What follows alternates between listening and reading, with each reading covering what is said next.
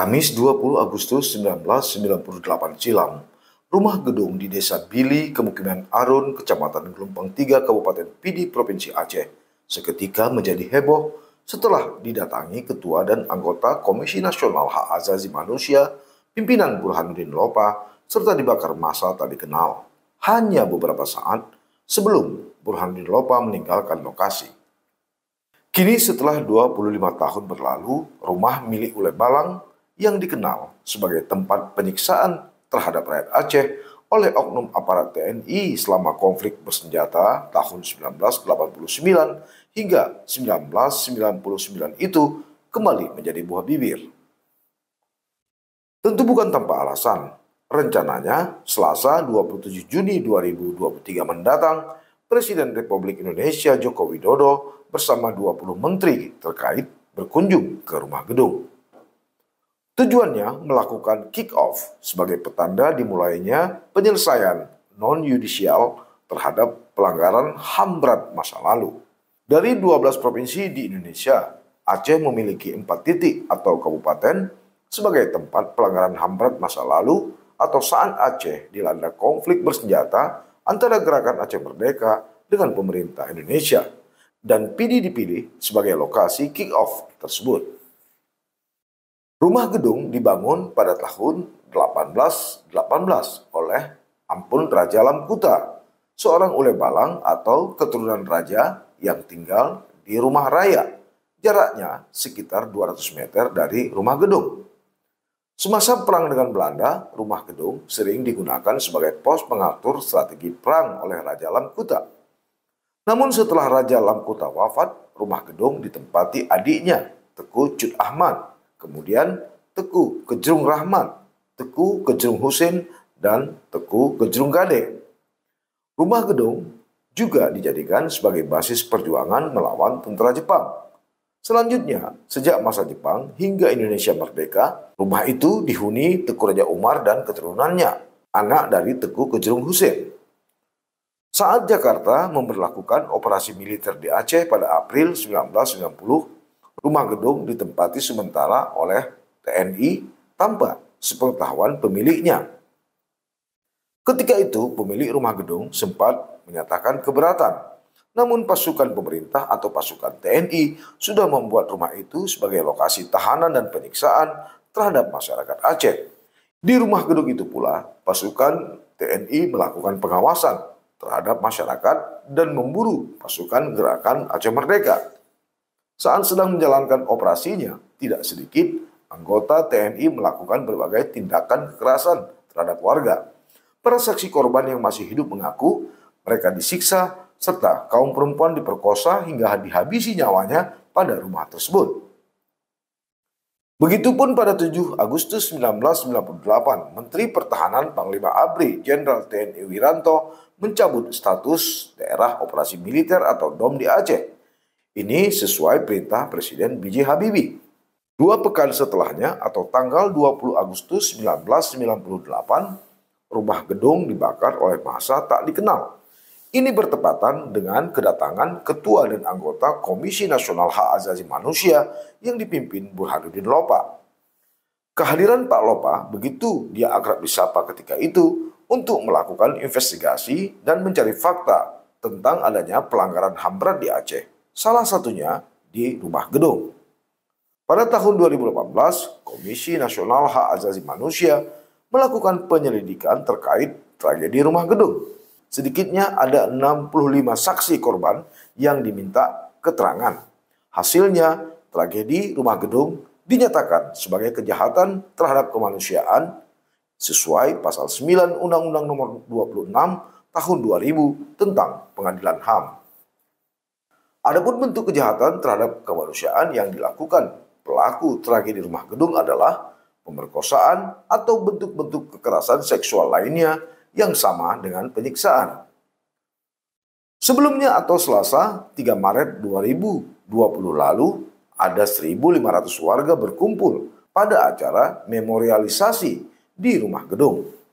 Acara ini diinisiasi Yayasan Pengembangan Aktivitas Sosial Ekonomi Masyarakat Aceh atau PASKA, dihadiri korban rumah gedung, keluarga korban, anak yatim, dan warga sekitar. Ketika itu, sejumlah pejabat juga ikut hadir. Sebut saja anggota DPR RI asal Aceh Nasir Jamil, Wakil Bupati Pidijaya Fadullah, serta perwakilan dari Komnas HAM, Komnas Perempuan, perwakilan Lembaga Perlindungan Saksi dan Korban LPSK, serta sejumlah pejabat daerah lainnya. Direktur Pasca Farida Aryani mengaku memorialisasi rumah gedung telah digelar rutin sejak 2017 hingga 2020. Kemudian terhenti karena wabah COVID-19 melanda dunia, Indonesia, dan Aceh. Mereka mengambil momen peringatan Hari Internasional untuk hak atas kebenaran dan martabat korban pelanggaran HAM berat atau kerap disebut sebagai Hari Kebenaran Internasional yang diperingati seluruh dunia pada tanggal 24 Maret setiap tahunnya. Menurut Farida, peringatan tragedi rumah gedung juga disertai dengan doa bersama, santunan anak yatim, serta kenduri bersama sebagai ajang silaturahmi para korban, keluarga korban, dan masyarakat sekitarnya. Itu sebabnya para korban dan keluarga korban masih menaruh harapan besar kepada pemerintah pusat dan pemerintah Aceh untuk memperhatikan nasib mereka. Di antaranya, mereka menuntut kesempatan pendidikan buat anak-anak korban, pemulihan trauma yang belum selesai, dan kesejahteraan buat keluarga dan korban sendiri. Mereka juga meminta lahan tempat lokasi rumah gedung dibeli pemerintah. Tujuannya untuk dijadikan warisan sejarah masa lalu Aceh. Alasan lain, karena lokasi ini menjadi bersejarah buat mereka, tempat berkumpul dan tempat berdoa bagi keluarga mereka yang meninggal dan hilang saat konflik hingga kini. Menurut Farida, ini bermakna memorialisasi adalah salah satu pemilihan korban secara kolektif dan simbolik yang harus dilakukan negara, bukan sebaliknya menghilangkan jejak sejarah. Lantas, benarkah dan mengapa baru saat ini diributkan setelah Pemkab PD meratakan jejak kelam rumah gedung? Ya, kalau kita sebagai masyarakat Aceh, khususnya warga Aceh, ya sangat menyambut gembira adanya kedatangan seorang pemimpin nomor 1 di Indonesia. Salah satu adalah Presiden yang akan hadir untuk tanggal 27. Ya. Tapi ada di sisi lain, ada persoalan-persoalan yang sebenarnya itu harus diselesaikan juga dengan kegembiraan dari warga Aceh. Khususnya soal masyarakat korban, karena dia khusus mendatangi, khusus berkunjung adalah ke tempat operasi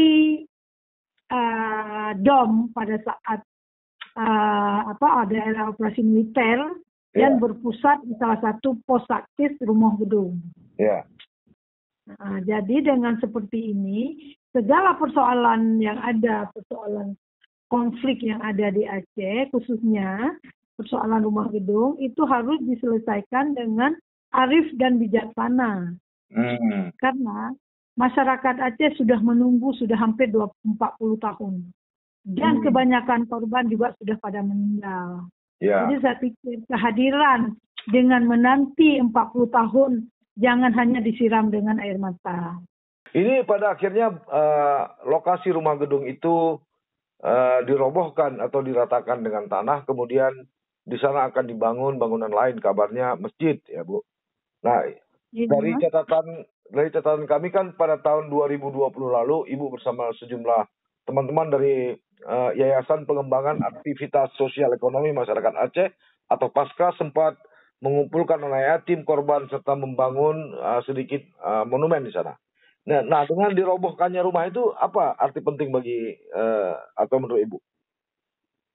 Ya, kita sudah melakukan memorisasi di situ sudah 3 kali, Pak Saleh. Mulai tahun 2017, 18, dan 19. Kenapa di tahun 2020 kita tidak mengadakan? Karena sudah ada wabah penyakit di kita, sehingga kita tidak mengumpulkan masyarakat ramai. Dari sisi korban, di situ korban juga mengharapkan rumah gedung itu tidak sepi, tidak menjadi tempat pendidikan yang mereka bisa juga melakukan memorisasi bersama, dan mereka mengharapkan, menginginkan segala bangunan di situ ya utuh seperti biasa, karena itu mereka menganggap itu adalah kuburan terakhir bagi orang tuanya yang hilang pada saat dibawa ke rumah gedung. Jadi itu salah satu hiburan bagi korban, melihat walaupun dia hanya melihat tangga. Sejarah tidak mungkin kita lupakan, Pak Saleh. Kita boleh tanya ke pakar sejarah, apakah sejarah baik gembira atau pahit perlu dimusnahkan? Yang perlu dilakukan adalah tidak berulang, ketidakberulangan peristiwa yang terjadi, baik di rumah gedung maupun di tempat-tempat lain, khususnya di PD, Aceh, dan khususnya di seluruh Indonesia. Itu yang perlu kita camkan. Bukan kita menghilangkan situs-situs sejarah. Kalau itu dihilangkan, pemerintah Indonesia sudah juga menghina orang Aceh. Karena di situ juga masuk di dalam pemeliharaan untuk budaya Aceh. Situs sejarah. Itu kalau bisa, kalau itu dihilangkan, berarti itu juga kita sudah merusak UU PA Aceh, sudah merusak kanun Aceh. Karena di situ ada disebutkan, mungkin Pak Saleh bisa cari, tahu di kanun berapa, alinea berapa, saya juga tidak hafal. Tapi saya tahu itu salah satu tempat yang harus dibudidayakan, yang harus dilestarikan, karena salah satu cagar budaya. Tapi PJ Bupati PD, Insinyur Wahyudi Adi Siswanto mengatakan bahwa ini bukan situs sejarah. Dia baru datang ke Aceh kapan? Makanya UPA ada itu, tolong Bapak sebutkan juga. Situs sejarah itu yang dimuat di UPA, Bapak Saleh, tahu dan publikasikan yang bahwa itu tidak boleh dihapus karena duluan hidup itu bersamaan dengan terbakarnya rumah Aceh. Jadi hal-hal yang sudah dikanunkan atau hal-hal yang sudah disahkan di Aceh, tidak ada orang lain yang bisa mengganggu gugat. Itu adalah marwah orang Aceh. Iya. Ini juga banyak datang protes ya, termasuk dari Komite Peralihan Aceh sendiri, bahwa mereka tidak sepakat untuk itu dirobohkan atau menghilangkan jejak. Juga dari Kontras, juga dari LBH dan lain-lain. Kak Farida sendiri gimana? Bu Farida sendiri gimana? Sepakat bangunan itu dirobohkan atau tidak? Saya yang paling pertama tidak sepakat. Iya. Yang pertama, saya berada di lokasi, saya tahu persis bagaimana. Saya yang pertama tidak sepakat dan saya yang memberitahukan ke kawan-kawan supaya itu diramaikan. Karena persoalan saya tadi bilang, itu adalah marwah dari orang Aceh. Kedua itu adalah berilah sedikit hiburan kepada orang korban, masyarakat korban. Berilah, ambillah sedikit hati mereka. Karena di situ adalah orang tua mereka, ya, baik orang tua, bapak, ibu, adik, kakak, abang, yang mereka pergi pada saat dibawa ke rumah gedung sehingga mereka tidak pulang lagi. Disitulah hiburan mereka. Ya, tapi di saat Lebaran. Ya, tapi faktanya hari ini sudah rata dengan tanah, Kak Farida. Ya, mungkin masih sisa puing-puing tangga. Saya pikir itu juga harus diperhatikan. Siapapun dia, baik bupati maupun siapapun, dia harus melihat juga sejarah. Jangan datang-datang menghancurkan sejarah. Itu faktor-faktor yang akan membuat konflik baru di Aceh. Baik. Tadi kan Anda sebutkan mulai dari 2017, 18, 19, Anda selalu melakukan pertemuan-pertemuan dengan keluarga korban. Pertanyaan saya, sudah begitu lama Aceh damai, kemudian kenapa tidak ada perhatian dari Bupati PD atau Gubernur Aceh sebelumnya misalnya, justru mengambil alih tanah itu atau membeli tanah itu lalu dijadikan sebagai museum ataupun sebagai tempat bersejarah lainnya. Kenapa baru ketika ini dirobohkan kemudian baru ribut lagi gitu? Karena begini ya Pak Saleh, Ya. pada saat kami melakukan memorisasi tahun ketiga, tahun kedua kita menghadirkan memorisasi atau satu bangunan tubuh yang kita dirikan, itu yang meresmikan adalah Bupati. Ya. Waktu itu Bupati Roni Ahmad, dan beliau belum mati, masih Ya. hidup. Ya. Dan dia adalah pelaku utama dari GAM. Ya.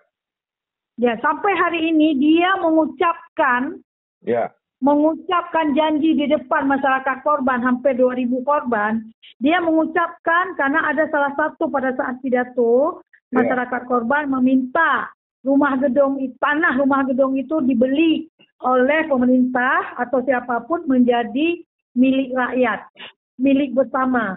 Jadi mereka bisa berdoa bersama, bisa mengunjungi, berhijrah kepada keluarganya yang meninggal di rumah gedung, mereka bebas. Karena kalau enggak kan pintunya digembok, jadi mereka tidak bisa masuk. Gitu. Jadi Bupati mengungkapkan di depan 2.000 rakyat dia akan membeli. Berarti seorang Pak Bupati dan dia sebagai anggota PA, dia berbohong di depan 2.000 rakyat Aceh. Sampai dia melepaskan jadi pejabat bupati, sampai hari ini tanah itu tidak dibeli. Ini kenapa? Karena presiden yang datang. Iya. Artinya wacana untuk dibeli sudah ada, tapi tidak dilakukan oleh Bupati. Sudah ada dari awal, sebelum kita membentuk memorisasi itu sudah awal masyarakat menginginkan, sehingga mengucapkan di depan, memohon kepada Bupati. Saat itu ada Nasir Jamil, anggota DPR Pusat yang mendengar. Ada dari Komnas HAM juga yang mendengar. Dan 2.000 masyarakat Aceh, terutama korban, yang hadir di rumah gedung. Iya. Lalu kondisi hari ini ya kecewa tinggal kecewa, harapan tinggal harapan, faktanya rumah gedung sudah rata. Dan tadi disebutkan oleh PJ Bupati PD, tangga yang ada itu pun setelah kehadiran Presiden tanggal 27 Juni mendatang itu juga akan dirobohkan. Ini hanya untuk menunjukkan kepada Presiden bahwa inilah tangga rumah gedung yang sempat menjadi duka mendalam dari rakyat Aceh ketika konflik. Nah, ini rencananya akan dibangun masjid di situ. Gimana nih? Saya soal bangun apapun itu tidak hak saya berbicara, apalagi soal pembangunan masjid. Ya. Itu adalah masjid itu bukan tempat main-main.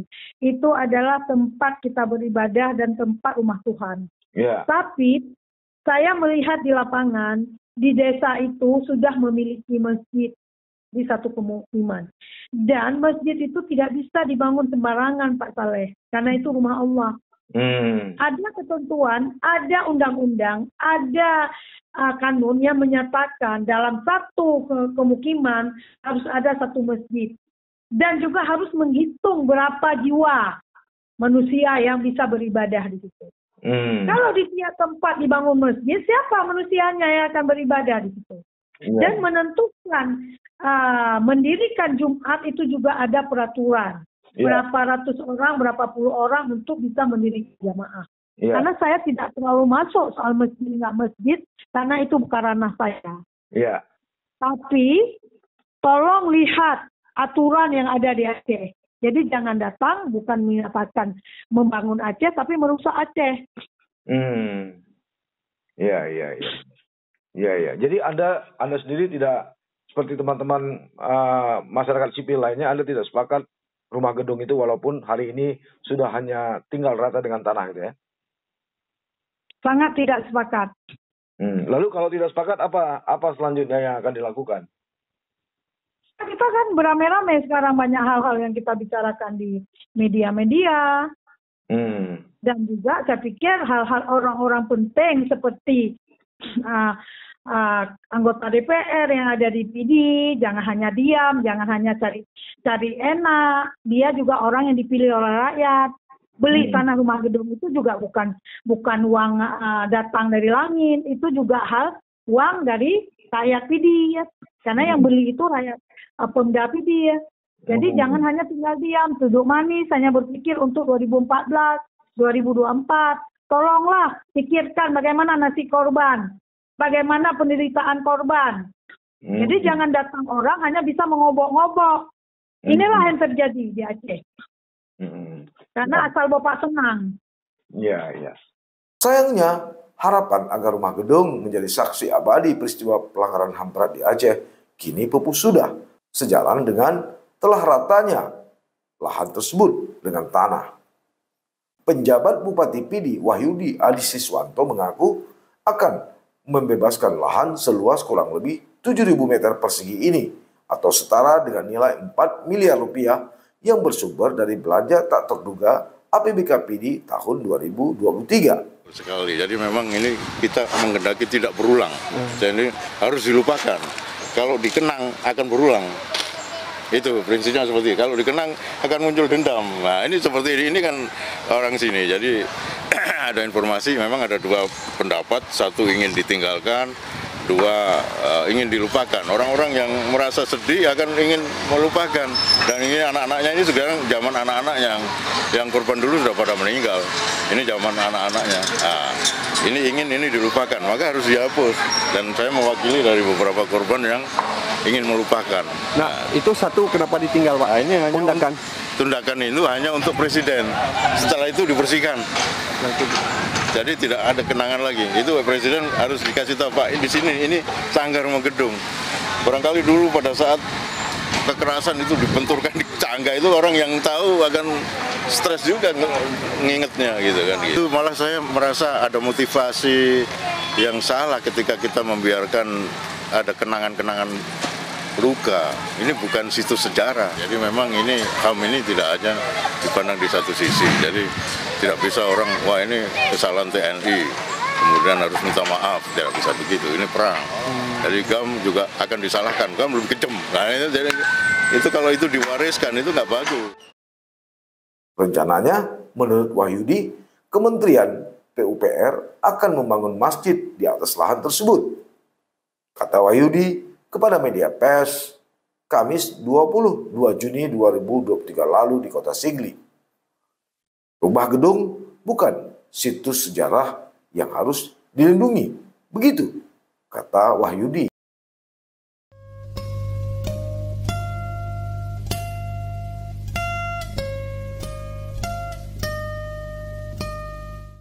Jangan lupa like, komen, dan subscribe.